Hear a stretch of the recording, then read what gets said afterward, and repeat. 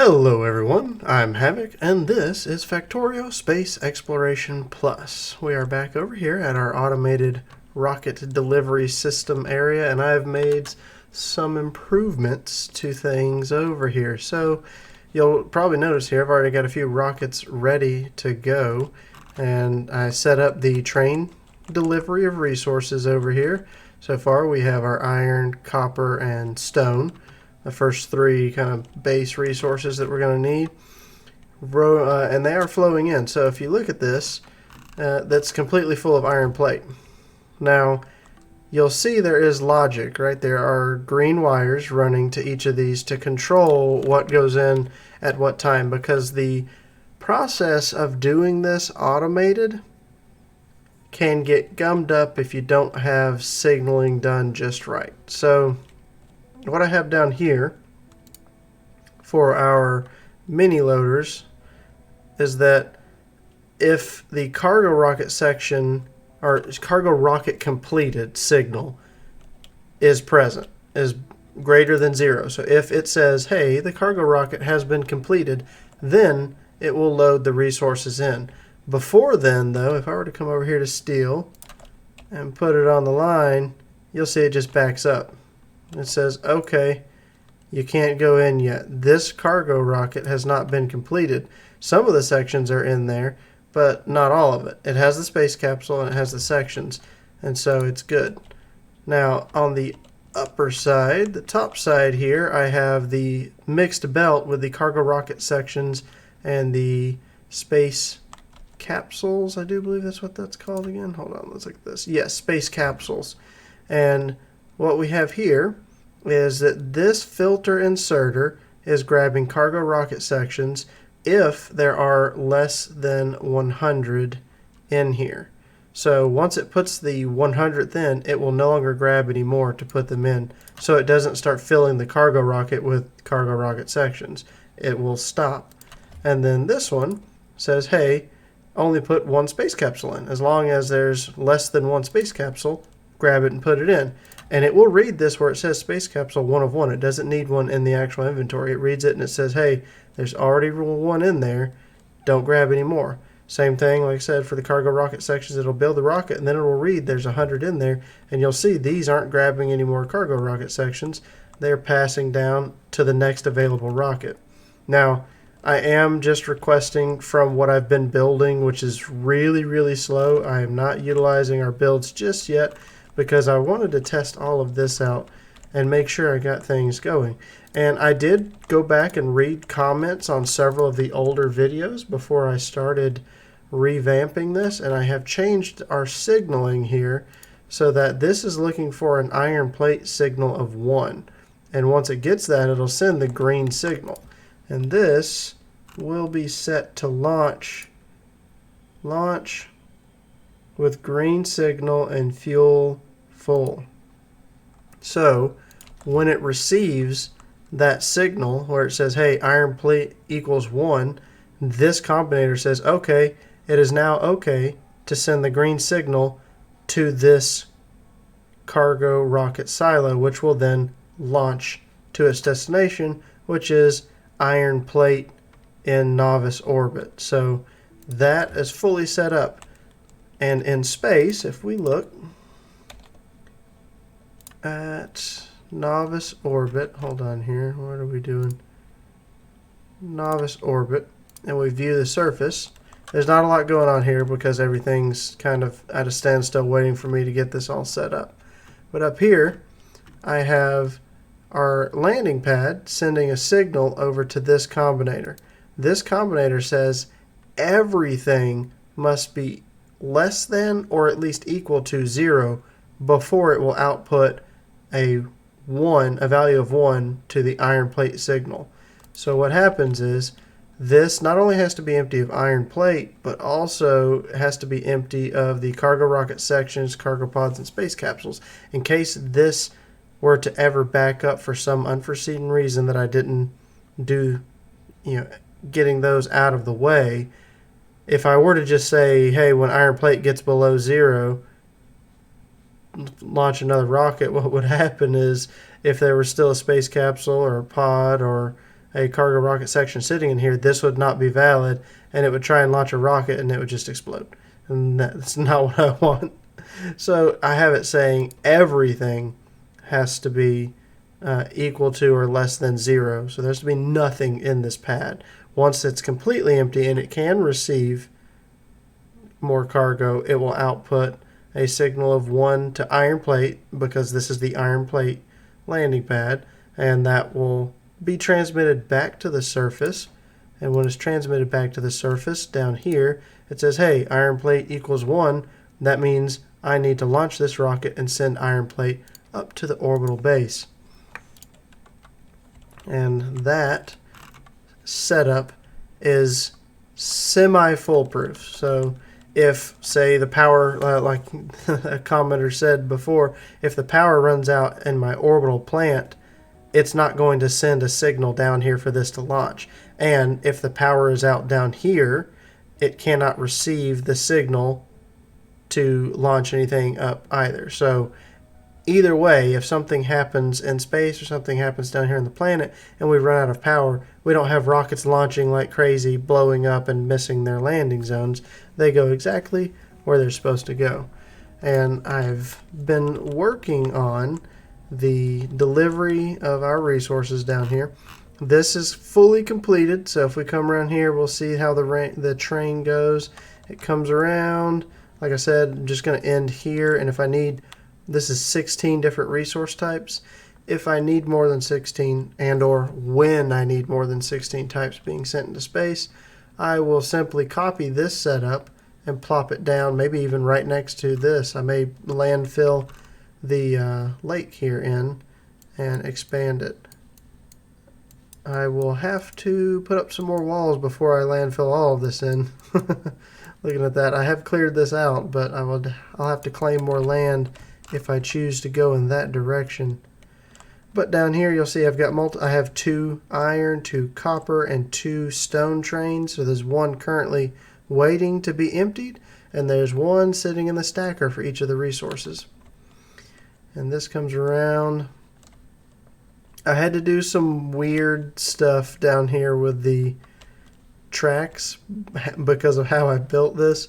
I had to bend the tracks up here because it was heading straight into our uranium patch right there.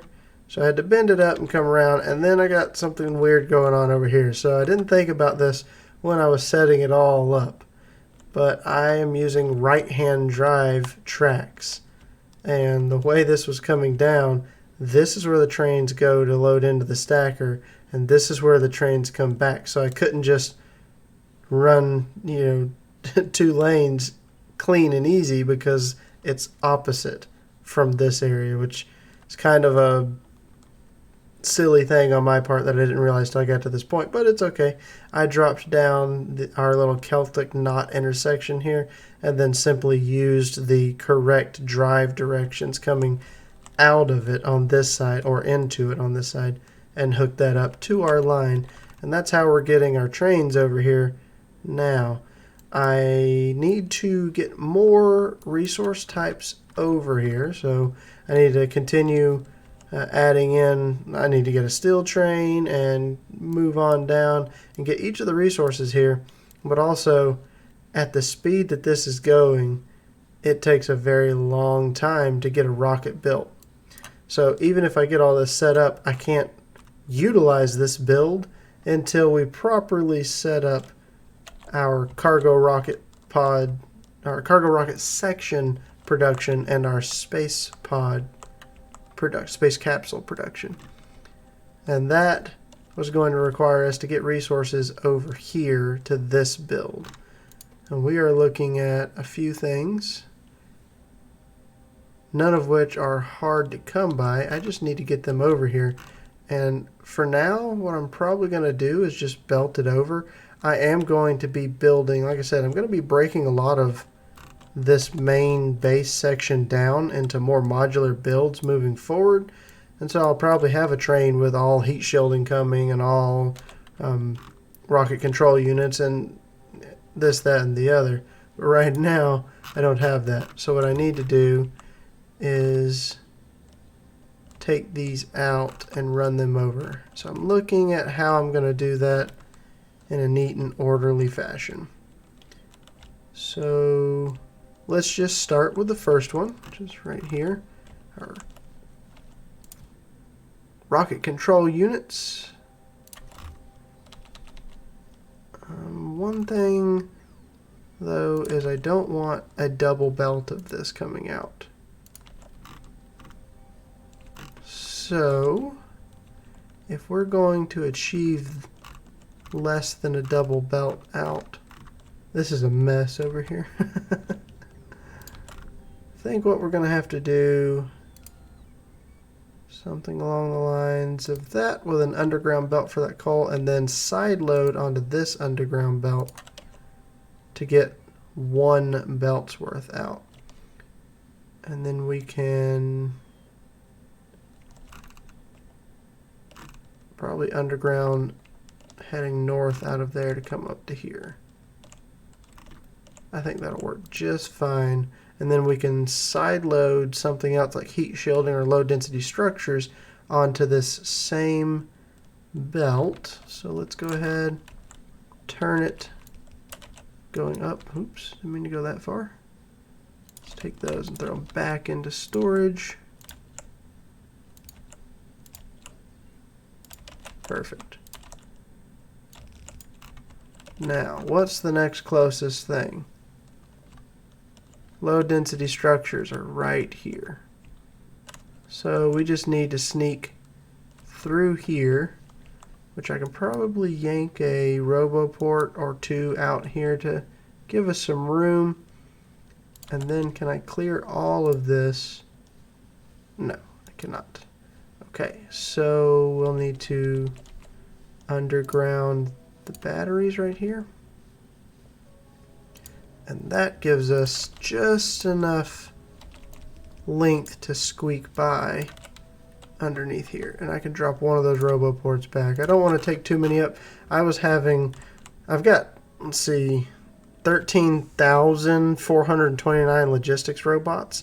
And earlier I was moving things around to the point where all 13,000 were in the air. And they needed lots and lots of charging areas. So I had to slightly ramp up the number of RoboPorts I had out. So now we've got low density structures and rocket control units on a belt. I just need to bring those two up here. And we need to look at this again because, no, okay, so it's 4, 4, and 4, and then 1 and 1 for the cargo rocket pods. So the cargo rocket pods and the fuel tanks need to be on this line. It only takes one of each, and we need to be reaching over. I am missing a long-handed inserter here. Why didn't you guys say anything? There were no comments saying that. You were just going to let me miss that?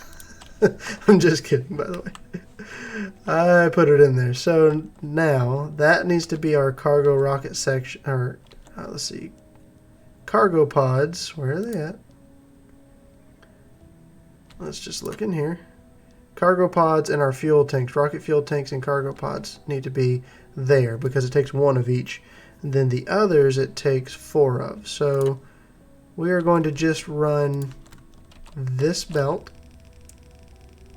out and over to here somewhere and meet up with this belt here carrying our rocket control units and low density structures. Now, the question is, do I have enough production on these? I don't remember. It's been a little bit because I had that little downtime between recordings. So I don't remember if I'm making enough. We'll check that out in a minute. But right now, we need to get the heat shielding over here. That one's also pretty simple. It's just a little further down our line. Right here is our heat shielding production, and this is where we are keeping all of it. So I'm going to want to probably just run right up through here.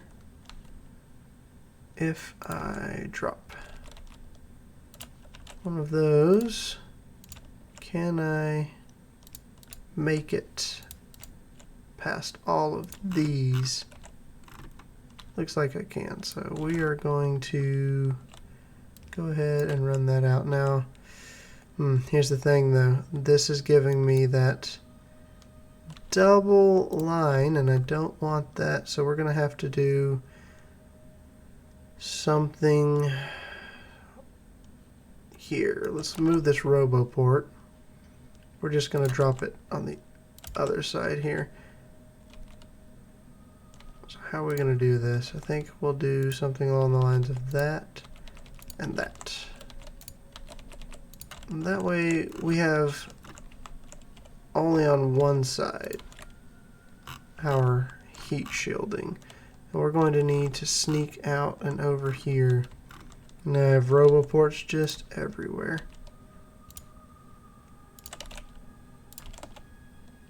This won't be the prettiest belt, but it'll function. Whoa. All over the place.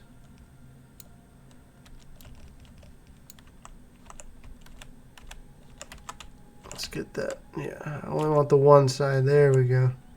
I only want the one side of heat shielding to go down. So let's come back here, dump all that extra heat shielding I had back into the storage.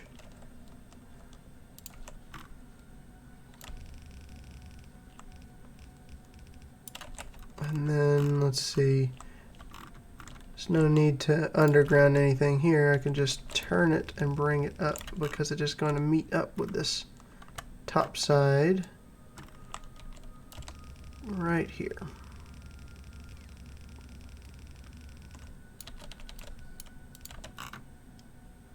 Oh boy, what happened there? It's just, we'll do that, we won't talk about that little turn there, okay? Nobody knows it's there. Just you, me, and everyone else, but no one knows. So that gives us those resources, and then I just need the cargo pods and rocket fuel tanks over here into this line.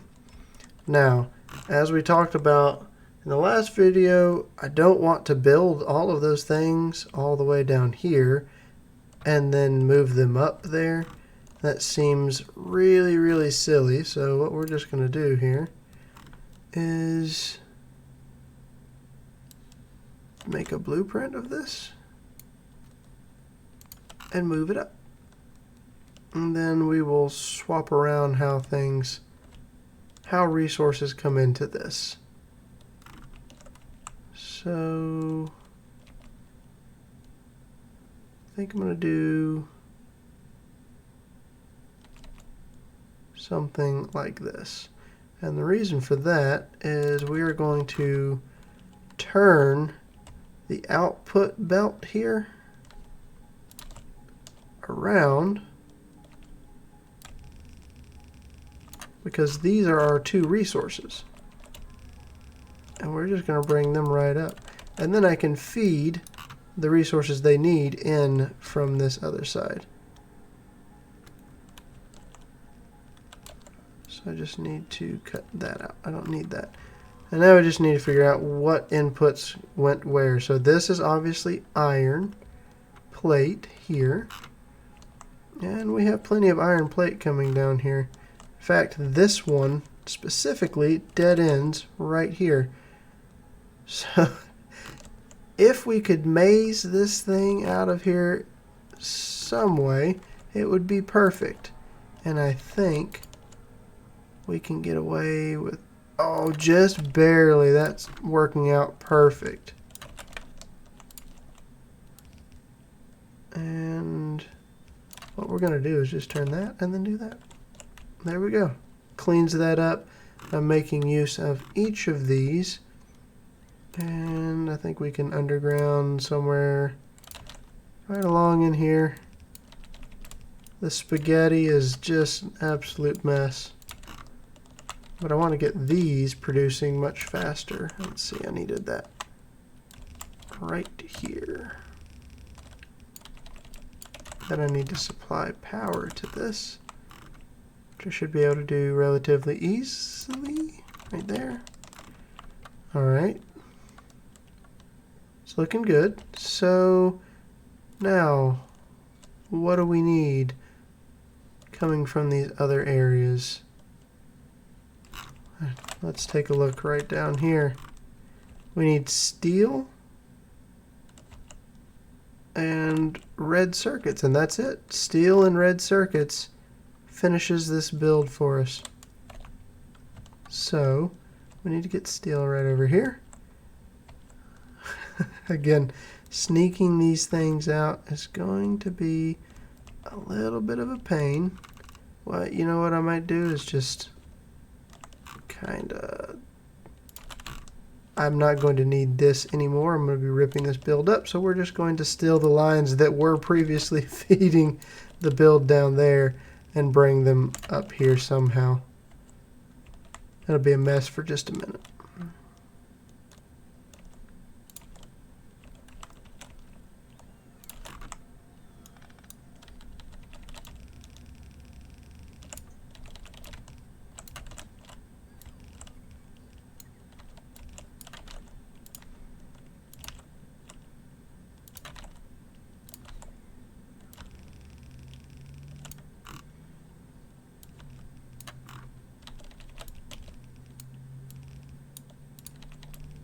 Whoops. Placing things going the wrong way.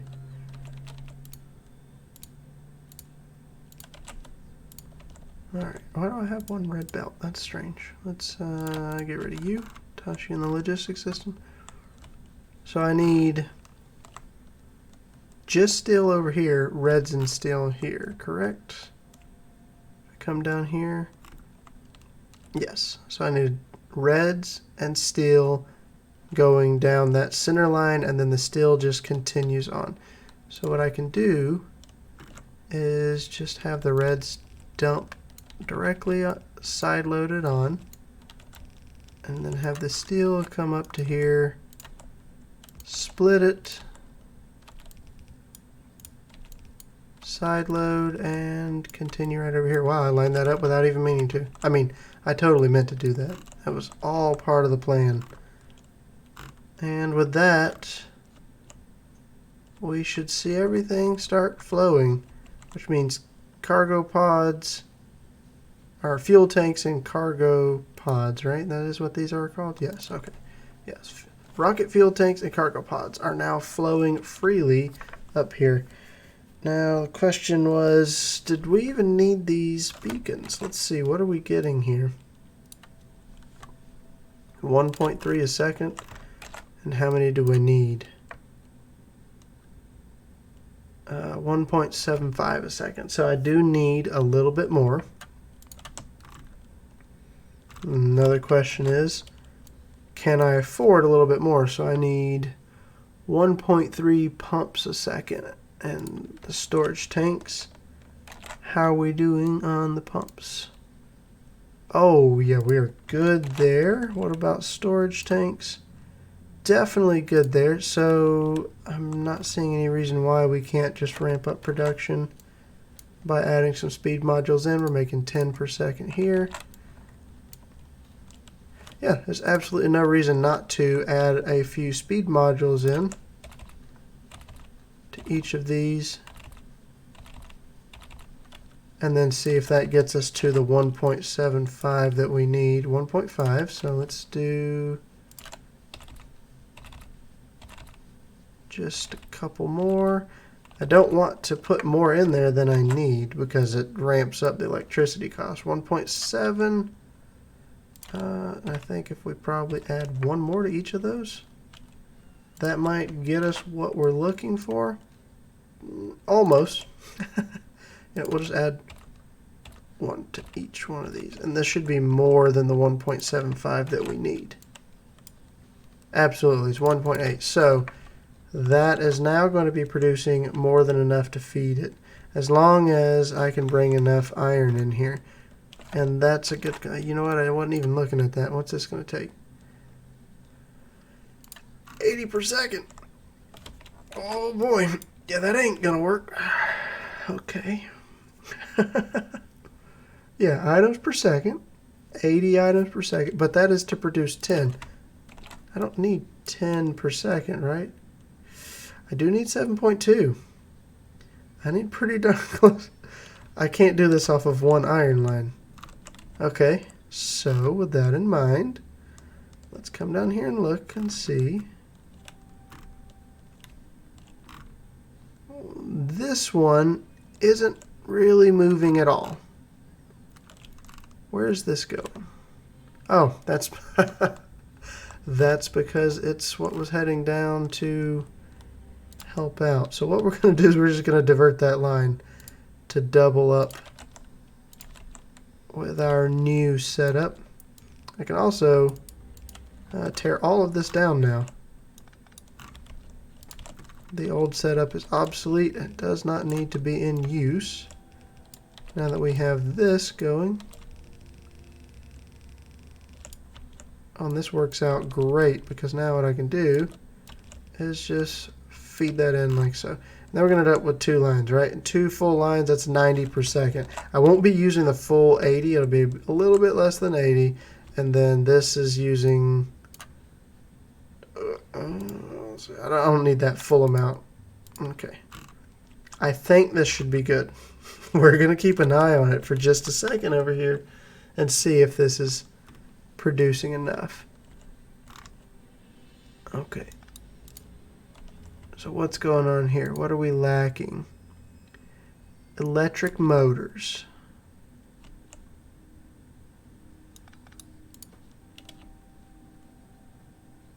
So let's see, where did those go? Right there.